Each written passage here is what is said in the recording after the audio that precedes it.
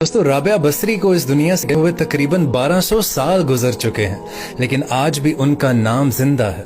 और आपको बताऊं कि ना ही वो कोई शहजादी थी, ना ही वो कोई मलिका थी, और ना ही वो कोई इतनी खूबसूरत थी, और ना ही वो खानदानी थी, बल्कि औरत होने के लिहाज से हर ऐब उनमें मौजूद था।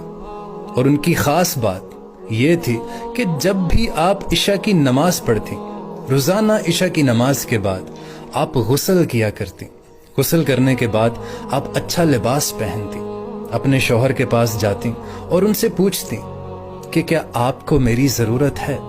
अगर शौहर कहते कि नहीं है, तो फिर आप उनसे इजाज़त तलब करती कि क्या मुझे इजाज़त है। शौहर उनकी इजाज़त दे देते और फिर वो ऐसे मुसल्ले पर खड़ी हो जाती कि फजर भी उसी मुसल्ले पर होती। उनके खामद बीमार रहते थे और उनके खामद बीमारी की वजह से जल्दी वफात पा गए, तो आप जवानी में ही बेवा हो गई। लेकिन दोस्तों, उस वक्त के इमाम, बसरा के इमाम हजरत हसन बसरी रहमतुल्लाह अलैह खुद चलकर उनके घर तशरीफ लाए, खुद चलकर आए और उन्हें शादी की पेशकश की। और वो खुद चलकर इसलिए आए थे, उन्हें कोई शादी का शौक नहीं था, बल्कि राबिया बसरी तो औलाद के काबिल नहीं थी।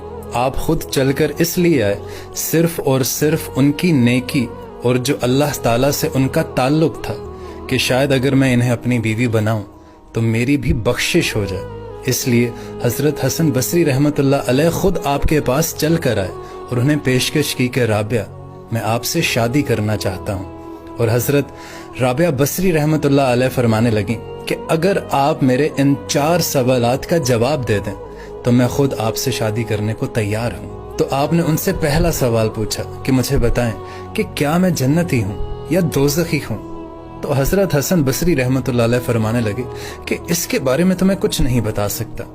फिर आपने उनसे दूसरा सवाल पूछा कि अच्छा ये बताओ कि जब कयामत में अल्लाह ताला अमाल नामे हवा में उड़ाएगा, किसी के सीधे हाथ में आएगा और किसी के उल्टे हाथ में आएगा, मुझे ये बताएं कि मेरा अमाल नामा मेरे सीधे हाथ में आएगा या उल्टे हाथ में आएगा। तो एक दफा फिर हजरत हसन बसरी रहमतुल्लाह अलैह फरमाने लगे कि इसके बारे में तो मैं कुछ नहीं कह सकता। फिर आपने उनसे तीसरा सवाल पूछा कि चले मुझे ये बताएं कि जब अल्लाह ताला नेकियों को तोलेगा तो किसी की नेकी ज्यादा हो जाएगी, किसी के गुनाह ज्यादा हो जाएंगे। आप मुझे बताइए, क्या मेरी नेकियां ज्यादा होंगी या मेरे गुनाह ज्यादा हो जाएंगे। और एक दफा फिर हजरत हसन बसरी रहमतुल्लाह अलैह उनसे फरमाने लगे कि इसके बारे में भी मैं कुछ नहीं बता सकता। फिर आपने उनसे आखिरी सवाल पूछा कि जब लोग पुल सिरात से गुजर रहे होंगे, कुछ लोग उसमें गिर जाएंगे, जहन्नुम में गिर जाएंगे, कुछ लोग उसे क्रॉस कर लेंगे, क्या मुझे बता सकते हैं क्या मैं पुल सिरात पार कर लूंगी या मैं जहन्नुम में गिर जाऊंगी। तो हजरत हसन बसरी रहमतुल्लाह अलैह फिर फरमाने लगे कि इसके बारे में मैं कुछ नहीं बता सकता। तो फिर आप फरमाने लगी कि माजरत, आप यहां से जा सकते।